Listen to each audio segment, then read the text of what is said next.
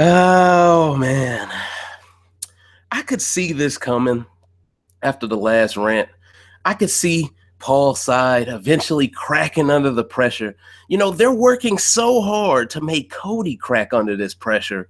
But in reality, all of them are blowing up their games for the sake of trying to turn a man from the military, trying to make him look like the bad guy, is flipping. And it's making themselves look like the bad guy. Welcome, ladies and gentlemen, to yet another rant. This one's going to be entitled True Friendship. It is going to be part of the Raven Exposed Party playlist. I had to go ahead and throw that hashtag on the back end. Y'all know how I do. I'm petty. But shit, everybody else want to be petty. Why can't I? You feel it, dig me? We're going to get into this rant. This is Recency Bias Radio, where no one's safe from criticism. I am your humble host, Dave Smith, Pretty Boy Smitty, Protocol Paul. Y'all heard it all before. And we're going to get into this because a lot of shit went down on Sunday. Monday. My fault. Let me take that back. A lot of shit went down on Monday because today's Tuesday. My fault. But a lot of shit went down, a lot of stuff that you might not be privy to if you do not watch live feeds. So in this episode, I'm going to get into detail on why Paul Beta Hamian and his alliance of friendship have done pretty much everything they could at this point to force production's hand in the editing process. And they're going to have to start throwing these people under the bus at some point. You cannot twist this narrative any further in Paul's favor, especially after yesterday. I mean, the guy went out of his way. Let's keep this party going. Come on, guys. Trying to take motherfuckers from the kitchen out into the backyard to start more shit. But let me go ahead and set the scene. Let me set the scene. So essentially, Jessica and Cody, they've been minding their own business. And Cody, he was getting quite emotional, trying to explain to Jess that he's willing to do anything to further her in this game, even if it means going home this week and letting her keep this temptation. They had themselves a fight. They broke up, okay, had some great makeup sex, and they're back stronger than ever. And it's pissing off Paul because Paul thought he had Jess in his pocket, okay? He thought Jess was going to fall for the Alex okie doke, okay? He thought she was going to say, you know what? Fuck my boyfriend.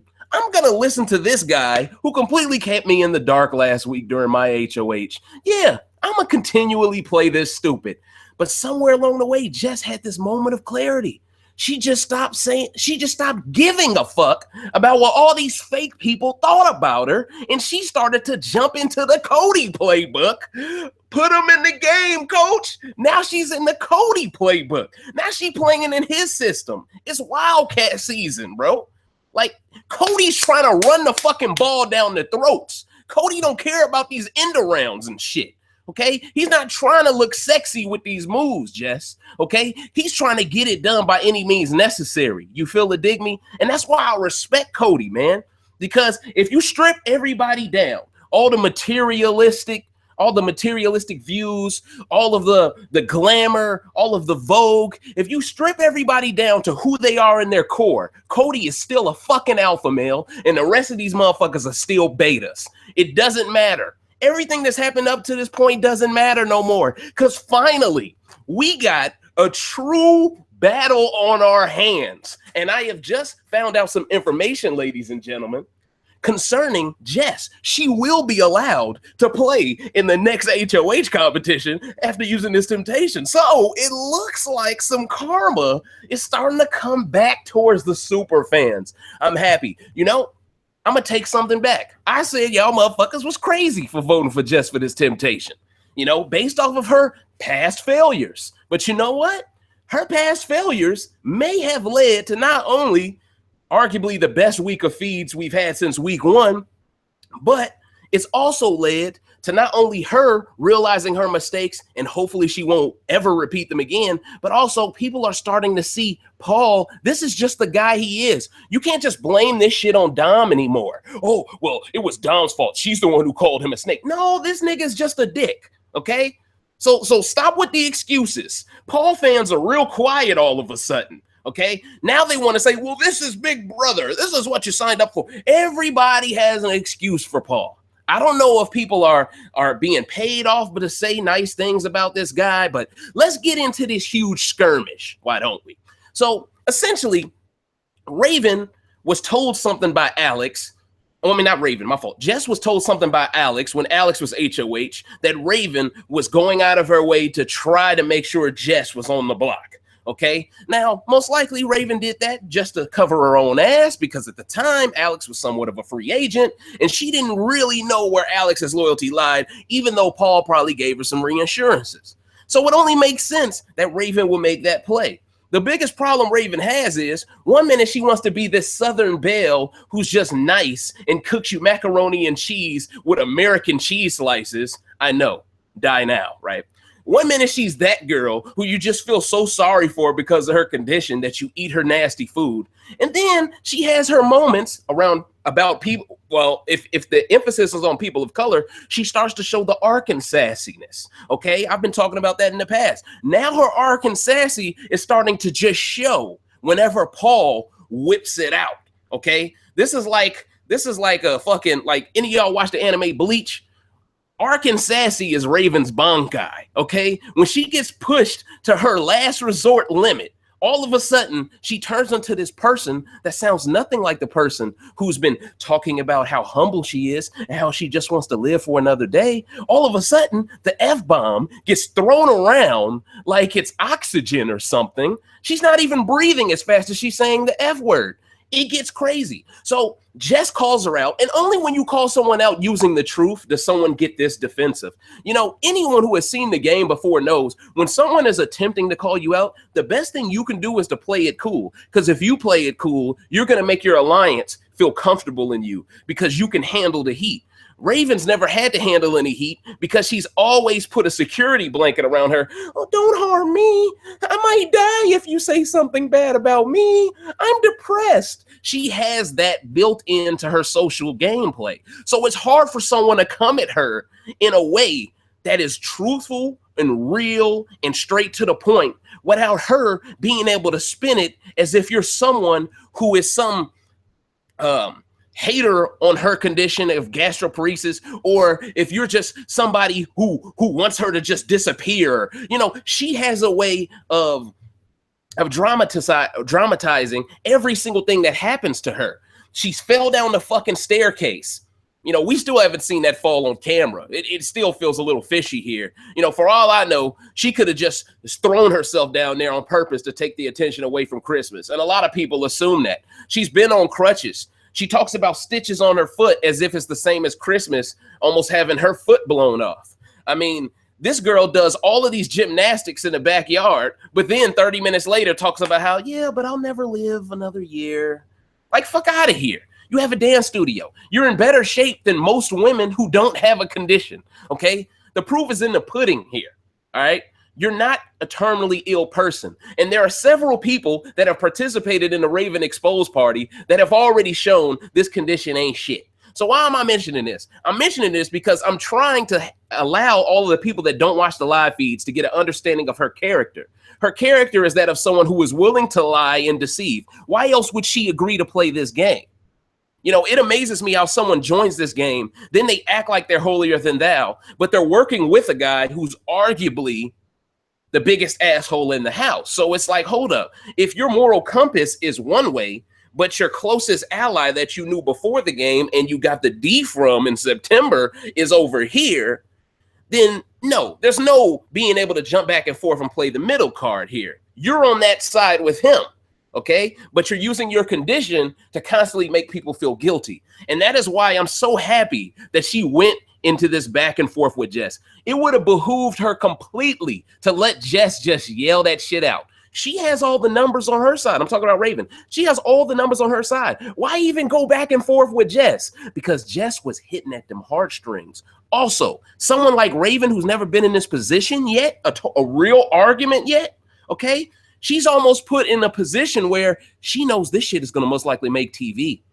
And the only way for it to make TV and for her to not come off like someone who got totally owned by Jess, which they all are starting to believe is America's favorite player, based off the fact that she got the temptation. And I will get into another reason why a little bit later. But all in all, Jess is having this argument with her and she's shitting on her. But everyone is trying to talk over Jess. You got Paul chiming in on the side. Oh, well, that was before. That was after. He's doing all this damage controlling on the side. You got Alex yelling over everyone else. Alex, if you already told Jess this information, if Raven already told you this information, why are y'all fighting so hard to prove Jess wrong? Jess is not going to convince any of these people to jump on her side at this point. Just shut the fuck up and let Jess continually be more like Cody and let her paint a bigger target on her back, and you go unscathed because you have Paul, who is the clear shield in this situation. They played it completely wrong because they feel like they have to prove themselves as the true number 2 to Paul by speaking up, right? There are certain people on Paul's side. The smartest players are people like Christmas, who handle shit behind the scenes, who doesn't get in back and forths with people around everyone because she doesn't want everyone to see she's capable of being that vile, right? She wants Paul to know she's loyal to him, but she'd rather let all of these other people hang themselves because at the end of the day, people look at Christmas as an injured lion. They look at her as someone who's not going to win. But I specifically remember a guy by the name of John Party in Big Brother Canada 2 who injured his shit. I think he had a dislocated shoulder towards the beginning of the game.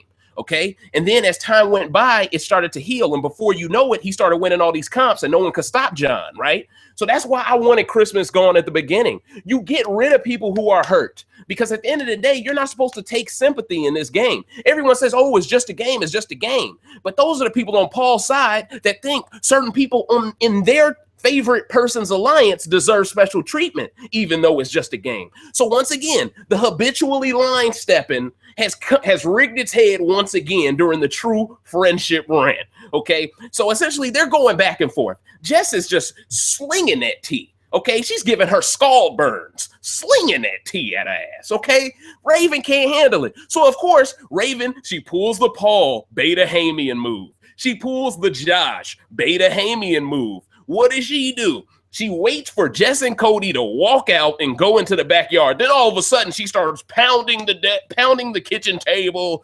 Get the fuck, if you can't take the heat, get the fuck out the kitchen, motherfucker. She says the F word so many times. She makes my podcasters look G-rated. The way she used the F-bomb in succession for like a minute and a half straight. It's crazy, bro. It's crazy. Okay? So that goes down. So now Cody and Jess are in the backyard. They go right to the hammock. They're minding their own business, talking strategy. Now, all of a sudden, Paul is like, wait a minute. We might have them on the ropes. We might be able to talk both of them into fighting with us. Yes, I want the easy route. I don't want to compete against Cody because I'll get exposed just like the battle back competition.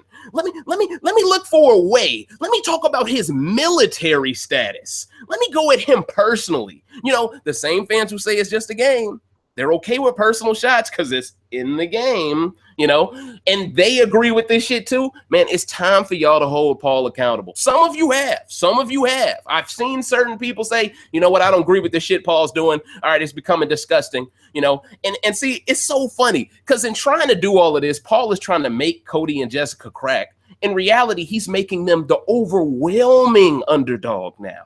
And Paul should know how Big Brother works. He became a favorite last year based off being the overwhelming underdog versus the vets. Now he's the vet trying to paint a couple into that same corner. How does he not realize he's creating a bigger enemy by doing it? Big Brother is a game that's built off the underdog edit. He's just giving Cody and Jessica it. And then, you know, they got this telenovela shit. By the way, shout outs to Big Brother Gossip because Miss Colette Lala, she gave me the idea of the telenovela aspect of it. But it really did look like a soap opera. It looked like I was watching Days of Our Lives or some shit. Okay. You know, so they make up. They're on the hammock now. Paul sends everyone outside. He tells everyone what weapon to grab. Hey, Josh, go get the pots and pans. Hey, Raven, get your F-bombs ready.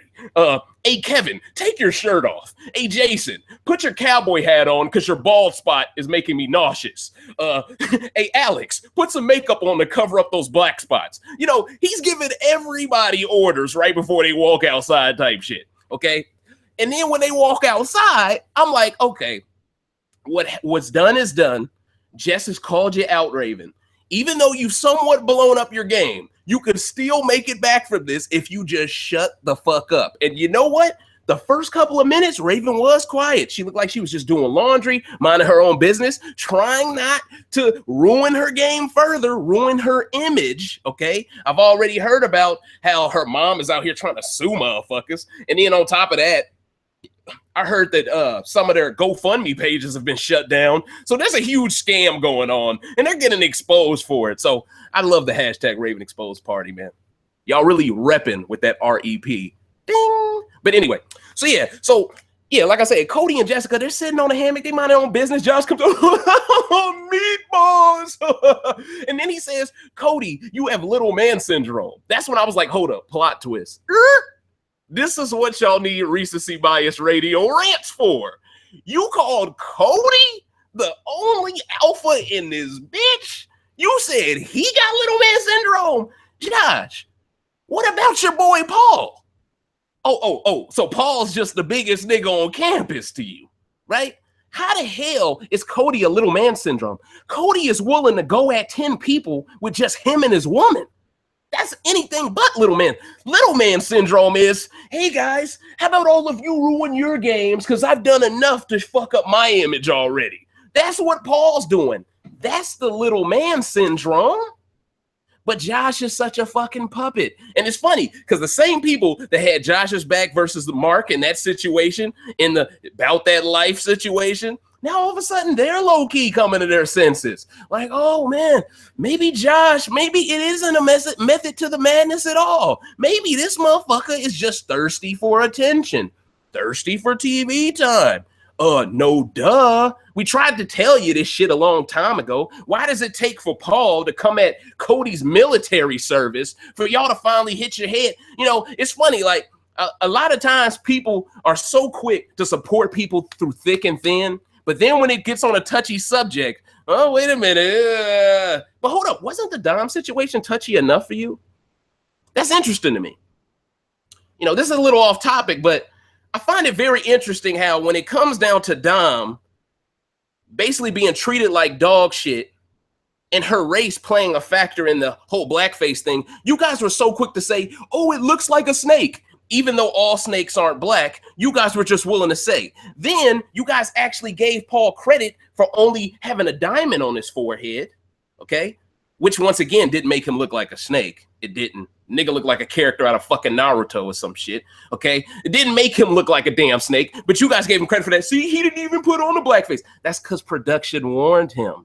If you need someone to tell you, hey, bro, that looks kind of racist, and you were going to do it if someone didn't tell you that, then that's not a reason why the person isn't racist, because they chose not to look racist because they were warned. It just shows that they're ignorant and they're willing to look racist just to get even.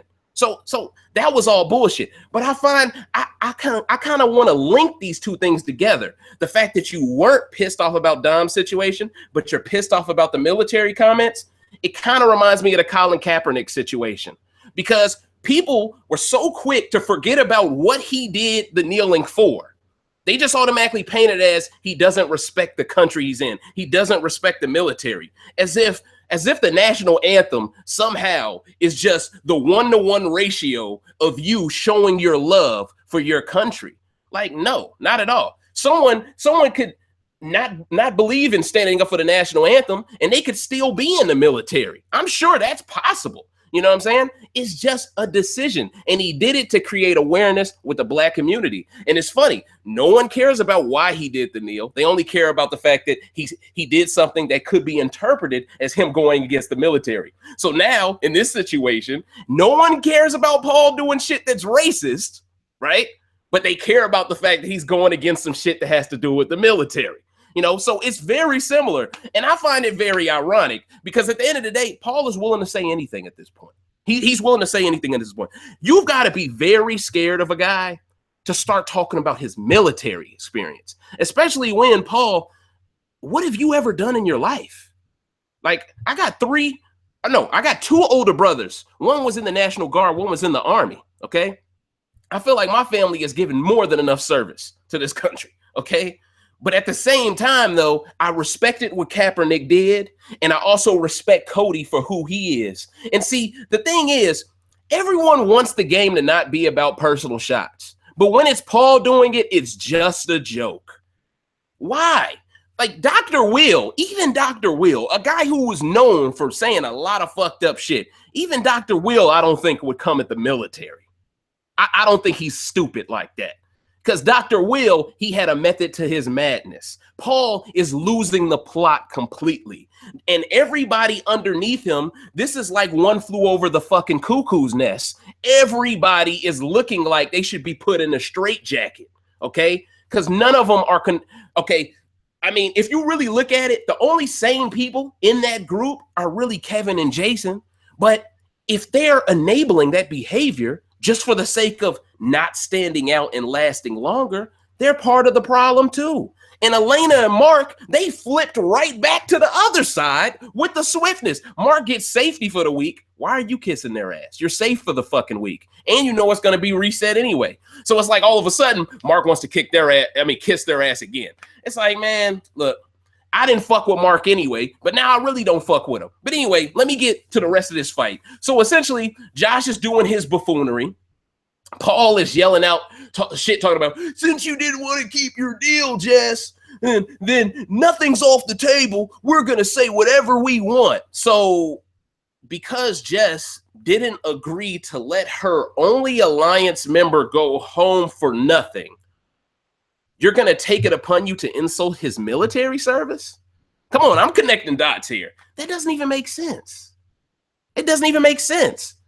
And then Raven gets into this diatribe where now all of a sudden she just want to say, you don't have nothing to say now. Whole time, Jess is like 100 feet away across the backyard on a hammock. Raven could have been walked up there and said all that shit to her face. But instead, she's in the comfort of her little cult. They're a fucking cult at this point. The friendship cult. She's in the comfort of her own home here, throwing stones at someone else, and she doesn't want Jess to approach her. But that's why she's staying right where she is, because if Jess gets off the hammock and approaches her, then all of them can surround her and just say a whole bunch of negative shit towards her. None of them want to truly let Raven hold her own nuts. That's the problem, okay? If it's a girl versus girl skirmish, let them go at it, okay? Paul is willing to jump on a girl in a girl argument. It's like, bro, what the fuck? But then when Cody's in front of his face, it's just, get out the room, get out the room, get out the room. You feel me? So essentially, Raven snaps, she flips off Cody, and she flips off Jessica. And Elena's just standing there, and I'm just like, Mark's just standing there. I'm like, you know, and everyone else, for the most part, I mean, in the cut, you could kind of see Kevin and Jason were trying to not get involved in it. They were talking about like random shit, like, oh, so who said I voted for who? Like they were bullshitting it, okay? Like they were trying to act like they cared, but didn't care enough to join the fray. But all in all, this whole tactic to try to force Cody to have a PTSD reset and lose his mind, I don't understand it. Like, let's think of a way to get Cody to self-evict. Let's think of a way to get him to beat our ass and leave the game. Paul, I'm pretty sure if Cody was willing to leave the game just to break your fucking face, I'm pretty sure you wouldn't finish this game with a fucking face mask on, Paul. Then you'd really look like a snake. You look like Kobe with the Black Mamba mask, nigga. You feel me? So it's interesting to me how when Paul wants to get all of these puppets to go and do all this shit to troll Cody into fighting, he's willing to throw Josh in the middle of it to make sure Josh is the one that takes the beating. You notice that? Meanwhile, you Josh fans love the fact that he's with Paul. You know, you guys are more detrimental to Josh's game than anyone else because you're supporting this buffoonery from the outside. You're making it at least seem somewhat acceptable. It isn't acceptable in the slightest. Y'all just want to see good feeds, which is fine. But you should also want to see the player you claim to be standing for do well in the game, not last in the game. So I want to go ahead and transition this situation with Raven to explain to you guys what I've been saying to you from the get-go. What have I always been saying? Jess, last week when she had HOH, she had an opportunity to do what? She had the opportunity to nominate Raven and Paul next to each other. She's a little too gun-shy to do it last week. But now that Raven has put on her big girl pants, Now that she has finally come out the box and shown her true colors, now it gives Jess and Cody an excuse for putting her up. And now they can ignore her condition completely because she outright disrespected them. She said, fuck you like 20 times. Okay. And this game is 50% about strategy when you're HOH and 50% of who do you have a reason to put up? That way people will understand the selections. Raven made it easy. And I've been telling you all, Raven is the easiest person to make sure Paul goes home on a Thursday night, because Raven, in her speech, she's going to talk about her condition. She's not going to be able to help it. Okay. That's number one. Number two, Matt will always vote to keep Raven over Paul. He doesn't have a choice for his edit. He doesn't want to be painted as the guy who led a girl with a terminal illness on and evicted her. Oh, no. He can't deal with that on his resume. Okay. He's too much of a pussy anyway. So he cares about that. So he'd have to keep Raven over Paul. So that means if Cody or Jess were to win this HOH and nominate both of them, that means Mark, Elena, Matt, and one of Cody or Jessica, that's 4 votes. They just need one more swing vote from that other side to make sure Paul goes home on Thursday. Because like I said, Jess can compete in the next HOH after this temptation is used. So Paul, by allowing Raven to ruin her game, Paul may have inadvertently ruined his. This is some shit you're only going to get on get on a Big Brother Rant from Recency Bias Radio, ladies and gentlemen. And I've debated with people this morning over the exact idea. They're assuming that anyone sitting next to Paul goes home. And I still think anyone who has that mindset is someone that is kind of a Paul fan, and they're just trying to speak negativity into the atmosphere. That way people start to believe no matter what, Paul can't go home. But the truth is, there is a perfect combination of Paul going home. It involves Raven. Okay. You put Paul next to anyone else in that alliance, you're right. They go home. Okay. Even Kevin. But if you put him next to Raven, his one win condition being her condition, no pun intended, but his one win condition is the one thing she has been using to push herself along in this game. Okay. And if they ever have to campaign versus one another, then it's going to force Paul to throw a sickly girl under the bus. How does production cover up that in the edit? They have to tell the story of how the votes are shaking out on Thursday, right? So this is perfect now. All of a sudden, Paul goes from being this motherfucker who has been basically spoon-fed since birth to being a motherfucker that's got to be on his own 2 feet and handle it for himself. And it's interesting because, once again, Raven doesn't understand. She got so triggered by the truth that she didn't even compartmentalize that her sitting next to Paul is the only way Paul goes home. And mind you, by this resetting, whoever goes home next week doesn't make the jury. And I'm telling you this right now. If next week comes around and Raven and Paul are sitting there, mark my words, this is a prediction. If Raven and Paul are sitting there on that Thursday night, I guarantee you all of a sudden, Julie says, the jury starts tonight. I guarantee y'all that shit goes down because production is dirty as fuck, y'all. They're dirty as fuck. They want to make sure Paul is in that jury house because they want to make sure he can come back with another battle back competition. They're not going to let him go 1 week before. No. They're either going to make sure he wins that fucking temptation comp, or they're going to make sure he at least makes jury on Thursday. But either way, he's not really truly going to be 100% out of this game, even if they get rid of him. But just getting rid of him for 3 weeks is enough to shake up the game completely. Because like I told y'all, Alex and Jason, they low-key got a little bone to pick with Matt. Okay?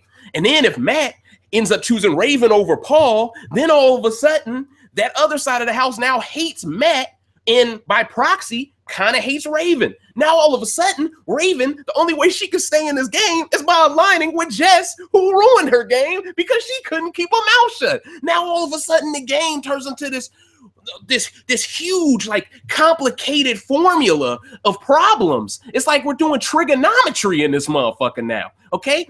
That's what I am hoping for. I am hoping this game turns into some type of convoluted, complicated problem for where everyone is now realizing, wow, so I need my enemy to stay in this game now. Like, that's the big brother I want to see get played.